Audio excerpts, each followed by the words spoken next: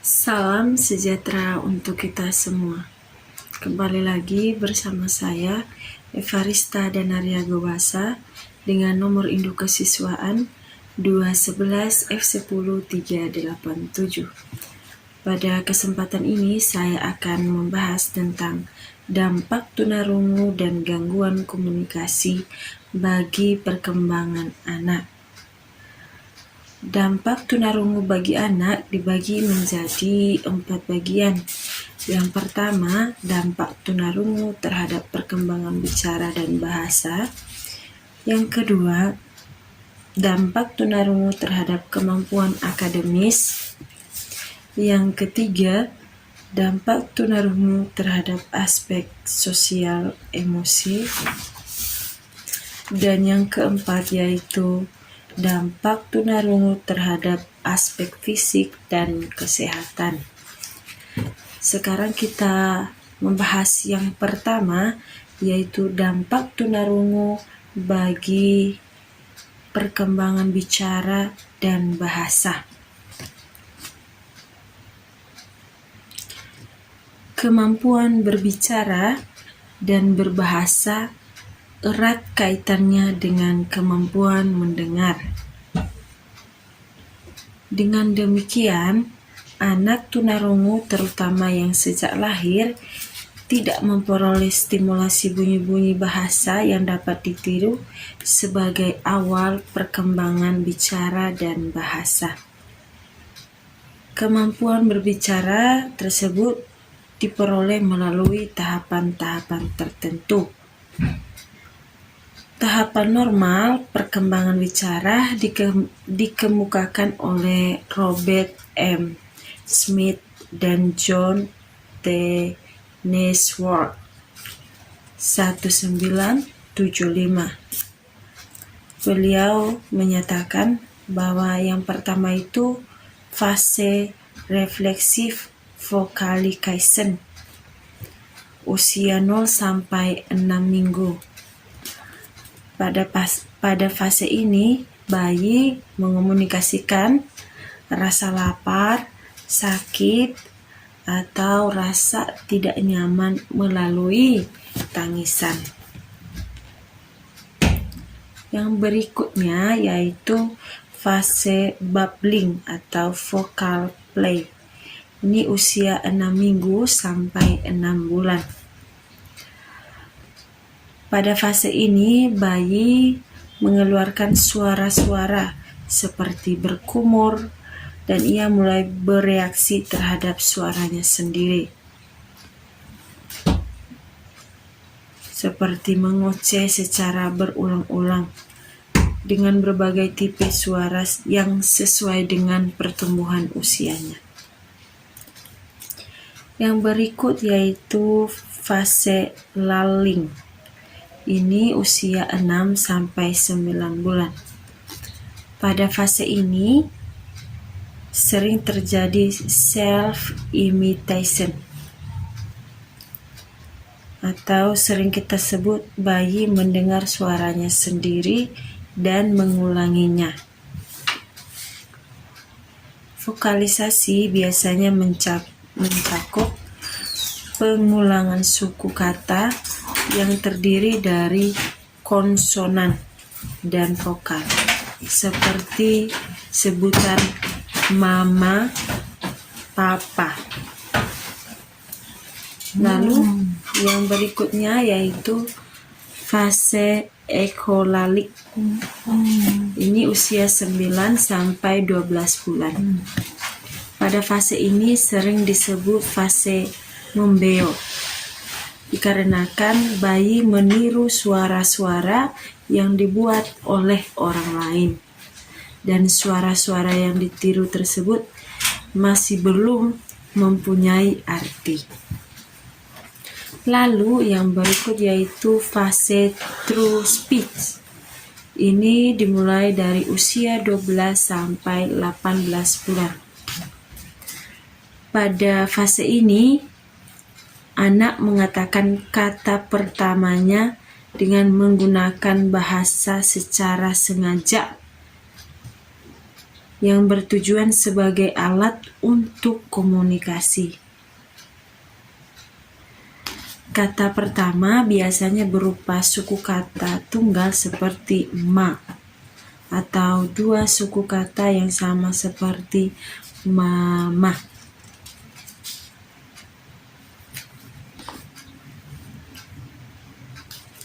Bayi yang lahir tunarungu memasuki fase babbling atau vocal play. Pada waktu yang sama, seperti halnya bayi yang mendengar atau bayi normal pada umumnya.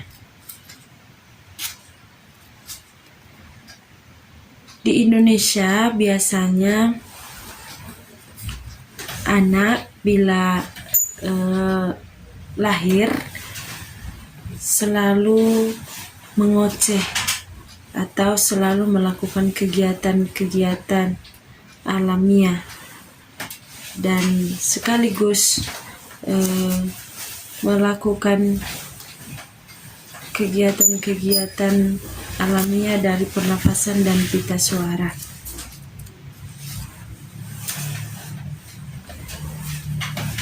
Tidak seperti anak yang mendengar ketika meraban pada bayi tunarungu akan segera berhenti. Di samping itu, bayi tunarungu kurang mengoceh dibandingkan dengan bayi yang mendengar, dan ocehannya secara kualitatif berbeda.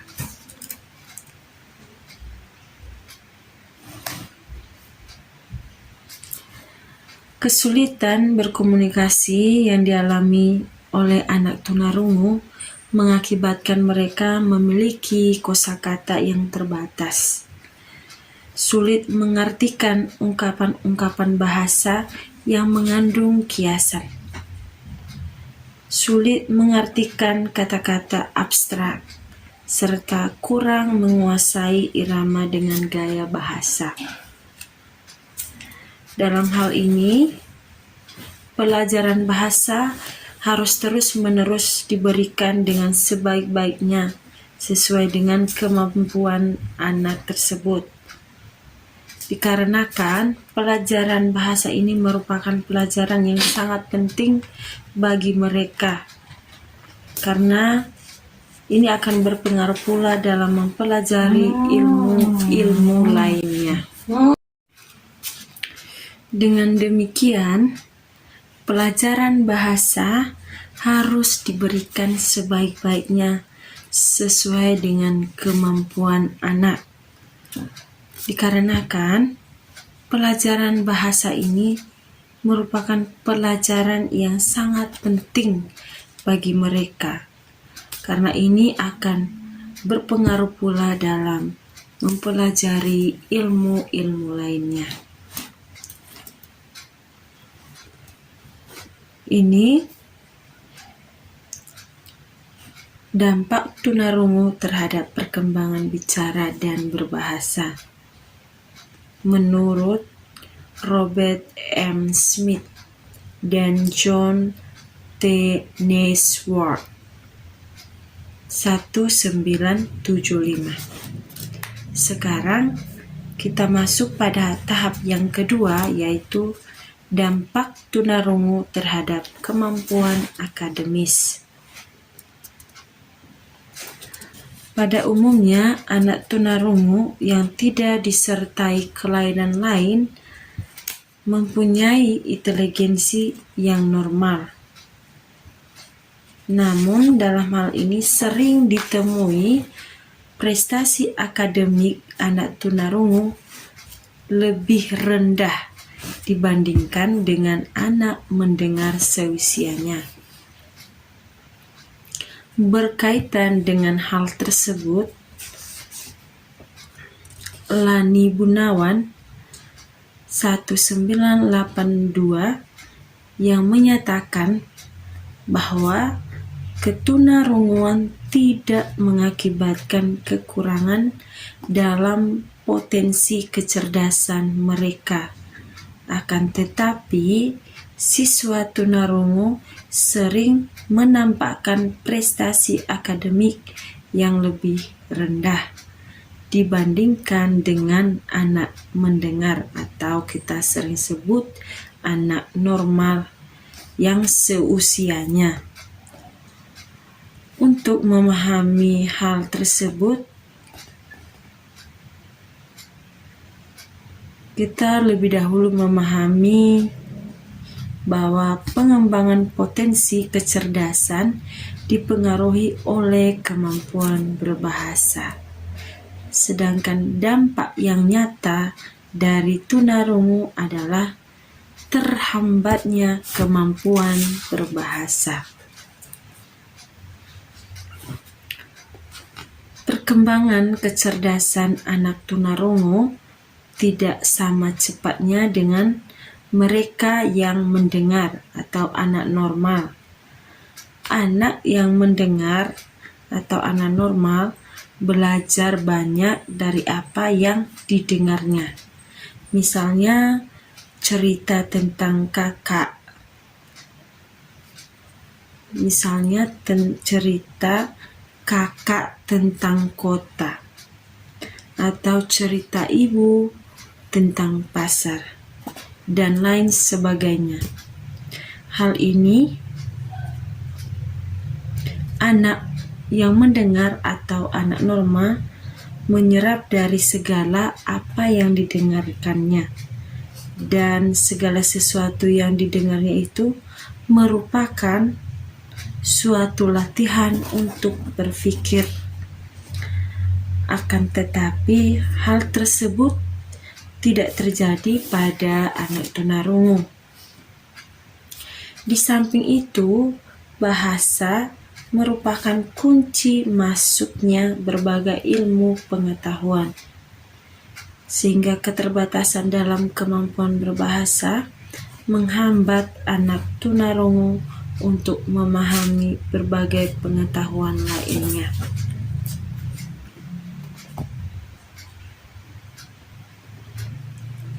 Seperti yang sudah dijelaskan, bahwa anak tunarungu cenderung memiliki prestasi akademik yang rendah.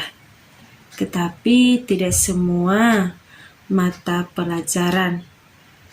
Anak tunarungu cenderung memiliki prestasi yang rendah dibanding anak mendengar seusianya pada mata pelajaran-pelajaran yang bersifat verbal seperti bahasa Indonesia, IPA, IPS, PPKN, matematika, dan juga dalam seni suara. Tetapi pada pelajaran yang bersifat nonverbal seperti pelajaran olahraga, keterampilan, pada umumnya relatif nilainya sama dengan teman-temannya yang normal atau yang bisa mendengar. Ini adalah dampak tunarungu terhadap kemampuan akademis. Lalu yang berikut yaitu dampak tunarungu terhadap aspek emosional. Ketunarungan ini dapat menyebabkan perasaan terasing dari pergaulan sehari-hari.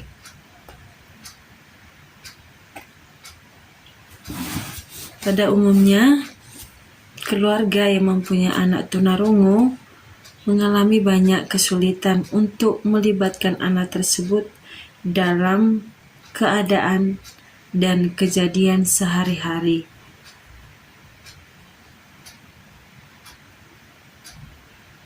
Agar ia tahu dan mengerti apa yang terjadi di lingkungannya. Di samping itu, kekurangan pemahaman terhadap bahasa lisan dan tulisan seringkali menyebabkan anak tunarungu menafsirkan segala sesuatu itu negatif atau salah. Keadaan seperti ini akan menyebabkan anak tunarungu memiliki kecenderungan untuk bersikap yang mengarah pada kesulitan dalam menyesuaikan diri. Namun apabila keluarga memberikan perhatian dan dukungan yang penuh serta melaksanakan intervensi dini, anak tunarungu dapat lebih menyesuaikan diri dengan lingkungannya. Seperti sikap-sikap yang dimaksudkan yaitu yang pertama, pergaulan yang terbatas pada sesama tunarungu.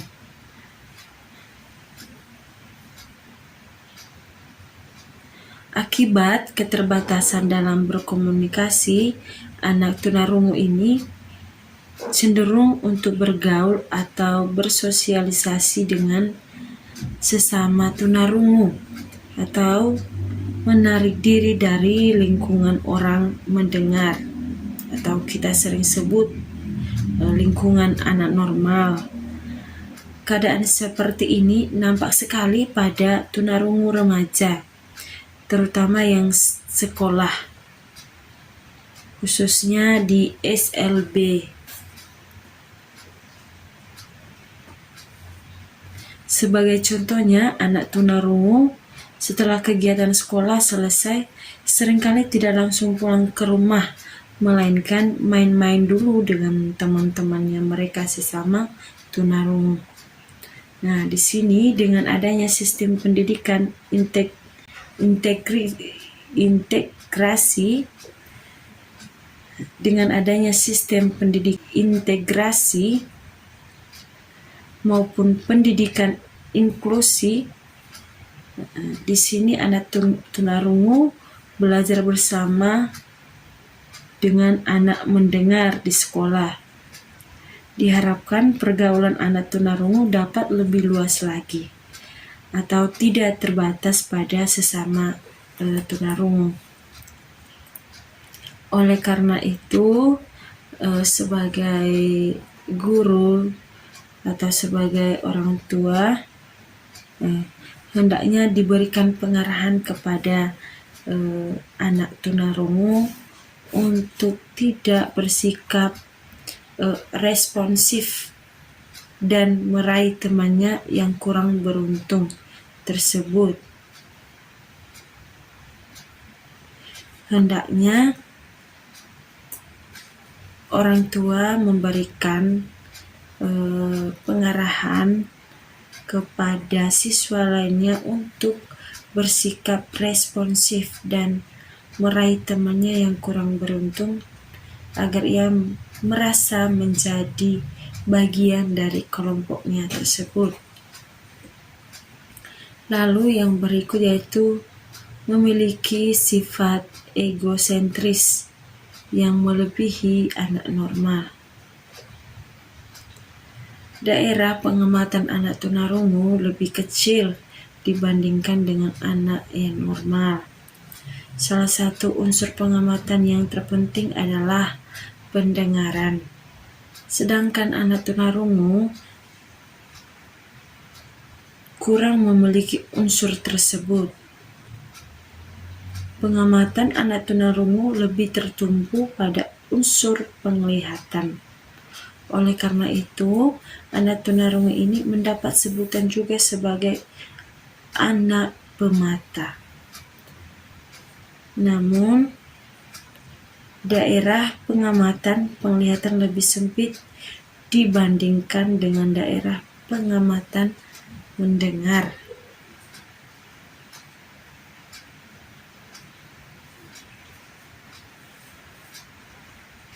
Dengan demikian, anak tunarungu kurang memiliki kontak dengan sekelilingnya. Dalam hal ini, bagi anak tunarungu kurang dengar masih memiliki sebagian kecil daripada pengamatan melalui pendengarannya.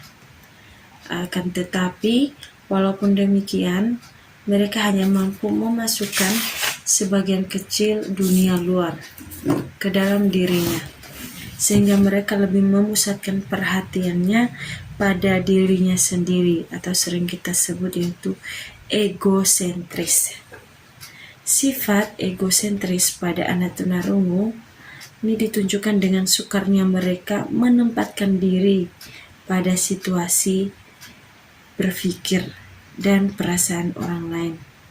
Sukar menyesuaikan diri, serta tindakannya lebih berpusat pada aku, sehingga kalau ada keinginan harus selalu dipenuhi. Lalu yang berikut yaitu perasaan memiliki perasaan takut terhadap lingkungan sekitar. Pada umumnya, anak tunarungu menyadari bahwa mereka kurang dapat menguasai lingkungan sekitar tanpa pendengaran. Hal tersebut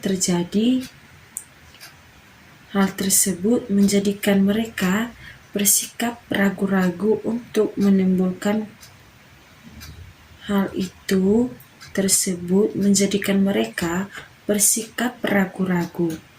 atau menimbulkan rasa takut atau khawatir yang pada akhirnya ia tergantung pada orang lain atau kurang percaya diri. Lalu yang berikut yaitu perhatian anak tunarungu ini sukar dialihkan. Perhatian anak tunarungu sangat sukar dialihkan apabila sudah menyenangi suatu benda atau pekerjaan tertentu. Keterbatasan bahasa menyebabkan kesempitan berpikir, sehingga alam pikir mereka terpaku pada hal-hal yang konkret.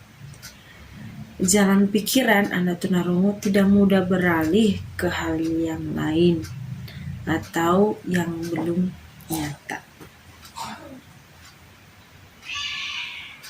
Lalu yang berikut yaitu memiliki sifat polos.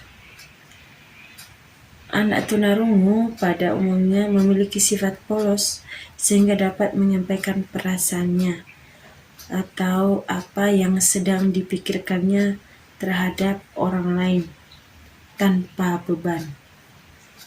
Misalnya bila orang lain kurang bersikap baik terhadapnya, ia atau anak tunarungu tersebut akan langsung menunjukkan kelingking yang menyatakan bahwa orang tersebut jelek. Demikian juga perasaan tunarungu umumnya dalam keadaan ekstrim tanpa nuansa. Misalnya, mereka hanya tahu perasaan senang dan tidak senang, atau lapar dan tidak lapar. Mereka memahami tentang kurang senang atau senang sekali maupun kurang lapar sama sekali. Yang berikutnya yaitu dampak tunarungu terhadap aspek fisik dan kesehatan. Pada umumnya, aspek fisik anak tunarungu tidak banyak mengalami hambatan. Namun pada sebagian tunarungu ada yang mengalami gangguan keseimbangan sehingga cara berjalannya kaku dan agak membungkuk. Gangguan tersebut timbul jika terjadi kerusakan pada organ keseimbangan atau pada telinga bagian dalam.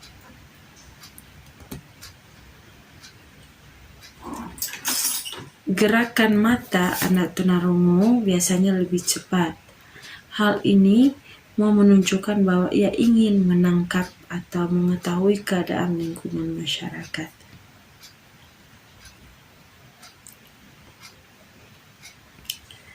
Dalam aspek kesehatan, secara umum nampaknya sama dengan anak lain, karena pada umumnya anak tunarungu mampu merawat diri sendiri.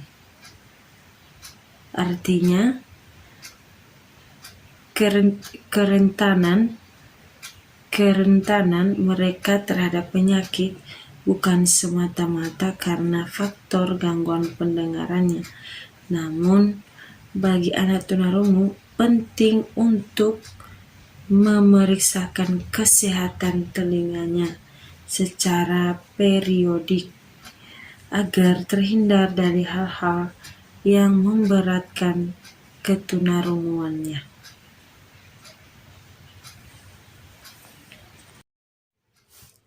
Lalu setelah kita membahas tentang dampak-dampak terhadap tunarungu, sekarang kita masuk pada dampak gangguan komunikasi bagi anak.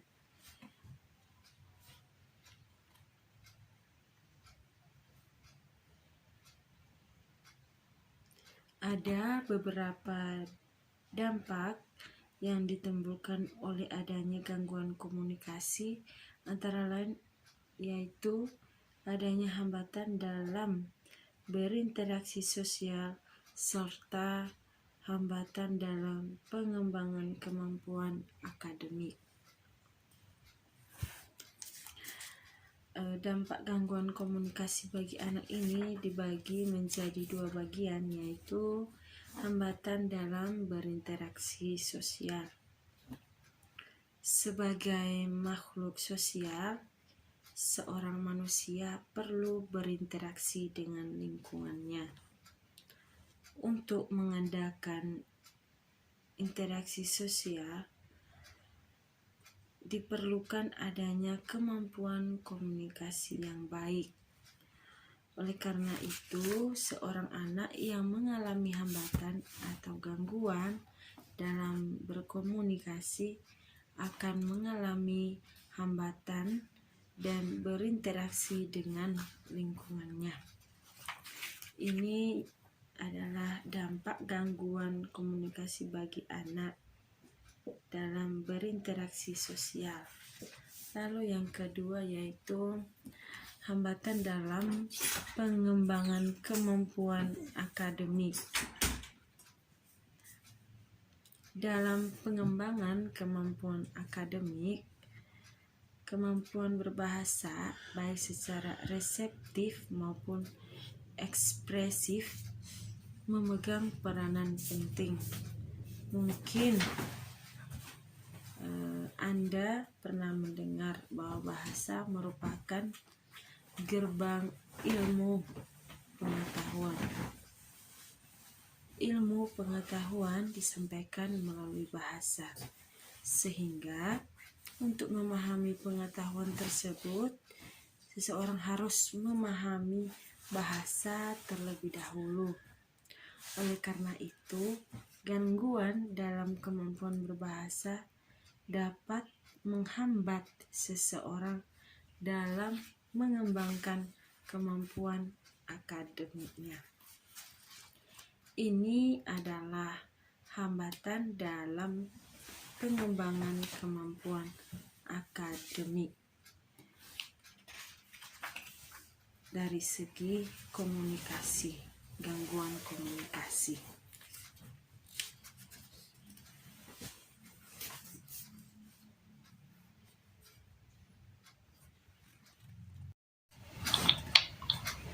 Sekarang yaitu kebutuhan khusus anak tunarungu dan anak dengan anak gangguan komunikasi. Kehilangan pendengaran yang dialami anak tunarungu menimbulkan berbagai hambatan dalam kehidupannya, termasuk dalam kegiatan belajarnya. Sebagai akibat dari kehilangan pendengaran,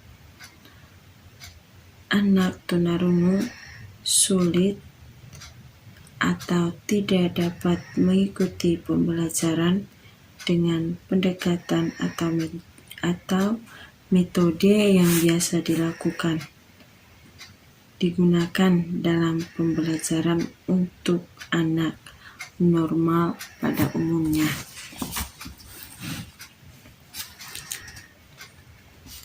Sebagaimana anak normal, pada umumnya anak tunarungu juga membutuhkan pendidikan untuk mengembangkan potensinya secara optimal.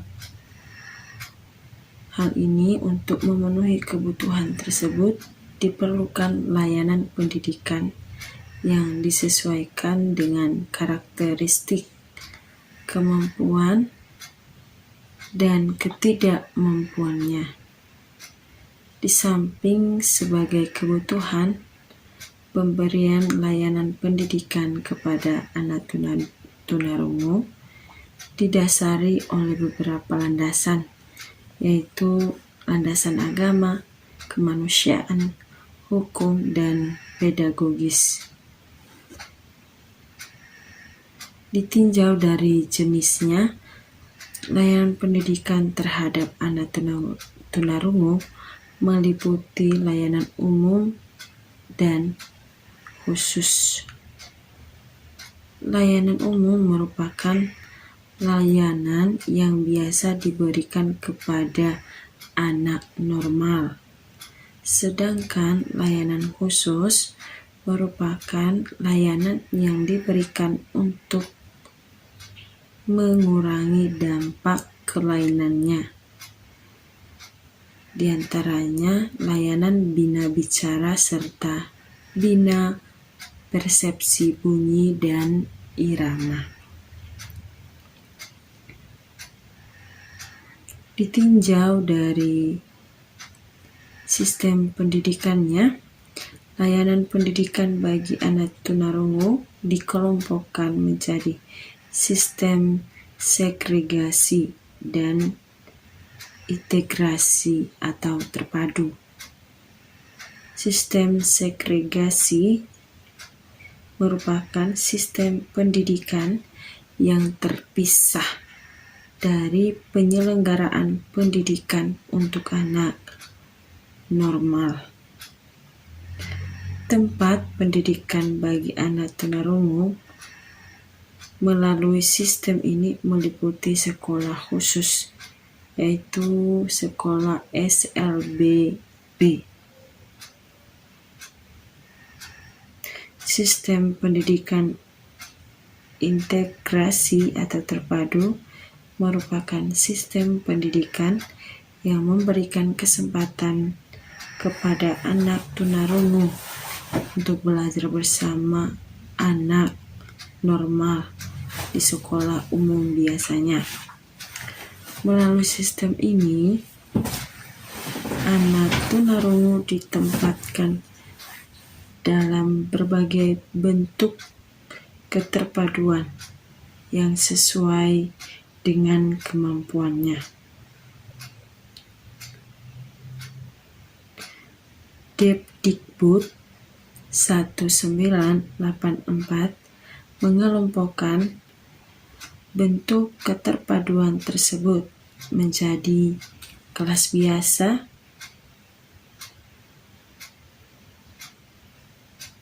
dan kelas luar biasa serta ruang bimbingan khusus.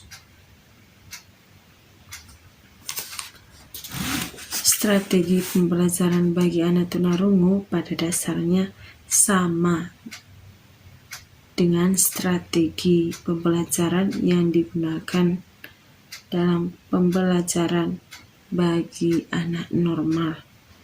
Akan tetapi dalam pelaksanaannya harus bersifat visual, artinya lebih banyak memanfaatkan indera penglihatan bagi siswa tunarungu.